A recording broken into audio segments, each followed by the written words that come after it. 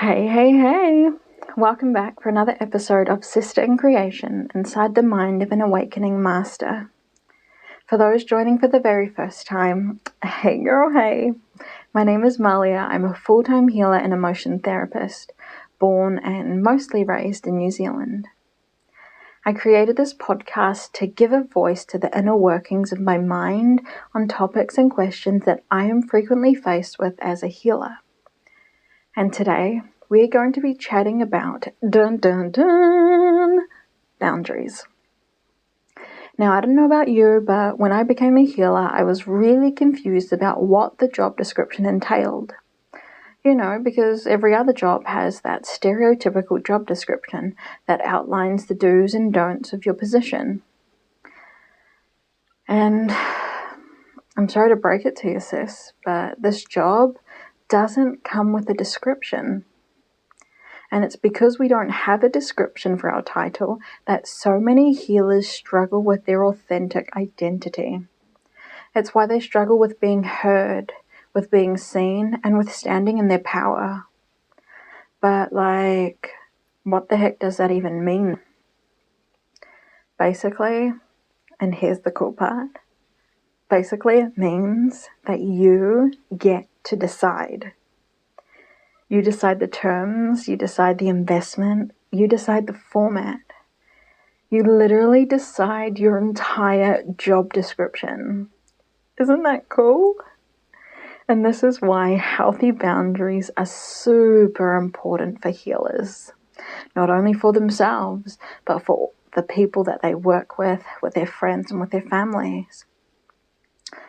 And if I'm being honest with you, this conversation is going to help you regardless of if you are a healer or not. Because healers are predominantly the people that I serve. I'm just going to speak to them specifically. But it'll still apply to you, and you can take the teachings that I give today. So, if you are a healer that is struggling with creating, upholding, or maintaining your boundaries with friends, families, and clients, it's time to look at the foundation that your boundaries were founded upon. The foundation of boundaries begins with what you believe your responsibilities are as a healer. And for me, this responsibility looks like making sure that I'm in the clearest state I can possibly be in for each of my client sessions. And this means making sure that I'm well rested, that I'm doing continual belief work on myself with a coach, and that I'm also recognizing when I need to ask for help and actually going out and asking for that help than trying to stay trapped and isolated so I can figure it out myself. That's the worst thing you can do, by the way. My next responsibility is upholding client confidentiality. Everything that is shared with me in the sanctuary of an appointment is sacred and cannot be shared without permission. The next one is not bringing any of my own prejudices and judgments into appointments. And this one is huge because us healers can be very opinionated. We can be very judgmental.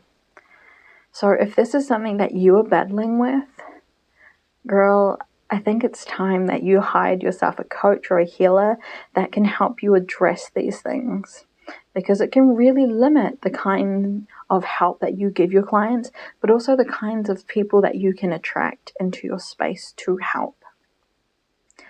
The next thing is being punctual, being at least 20 minutes early to your appointment so you can set the energy and intention for the space.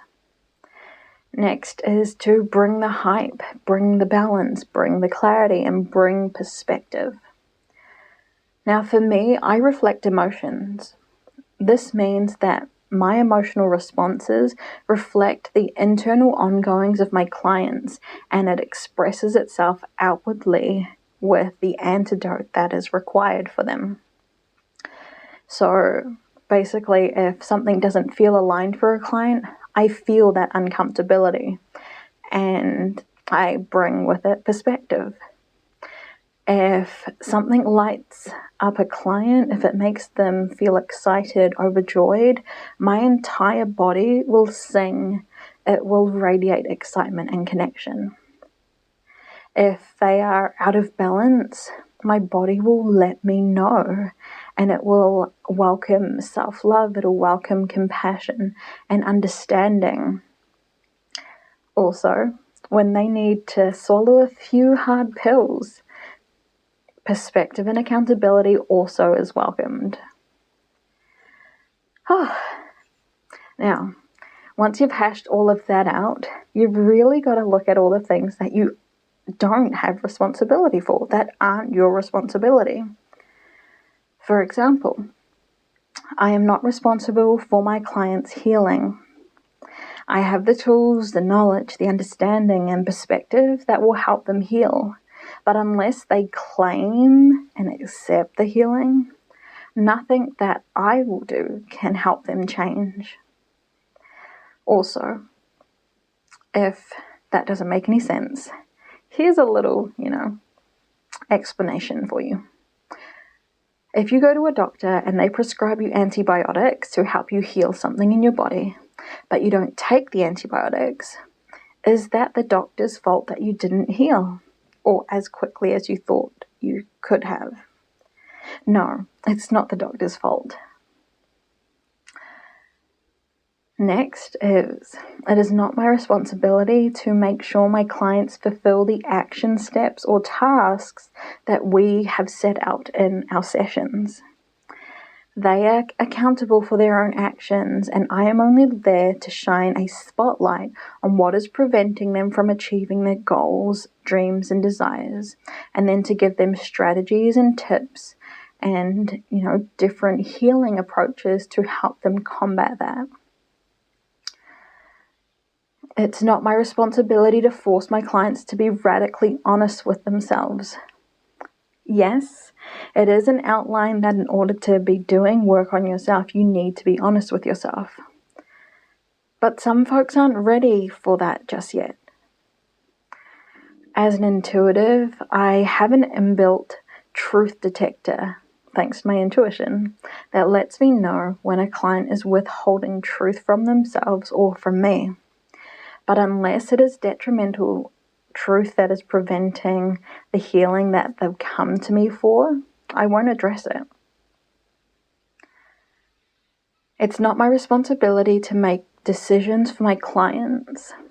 I am only here to help my clients make empowered decisions that will help them create, heal, or transform. All decision making is the sole responsibility of the client. This also means that the positive or negative consequence of their decision making is their sole responsibility.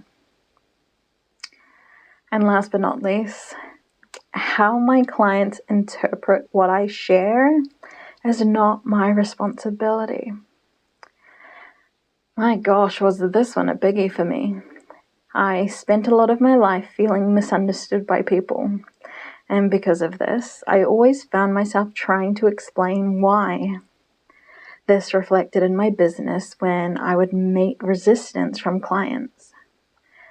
And obviously this no longer occurs because I have some kick-ass boundaries. So I want to invite you to take a few moments to really get clear on what is and what isn't your responsibility as a healer. Write it down, journal about it. And then once you've done this, you'll have clarity on what your boundaries are, because these responsibilities are your boundaries. By returning back to these things that I have listed, but also what you'll be writing down for yourself, it'll then be your responsibility to keep yourself accountable for upholding these boundaries. The great thing about these boundaries is that they can be adopted into every relationship. The only thing that changes is the name. If you enjoyed listening to this podcast, go ahead and share this on your socials and with your friends and family. You can also follow me on Instagram and Facebook by searching Malia Mikuli. I'd love to know what your thoughts were on this topic and what conversations this sparked for you.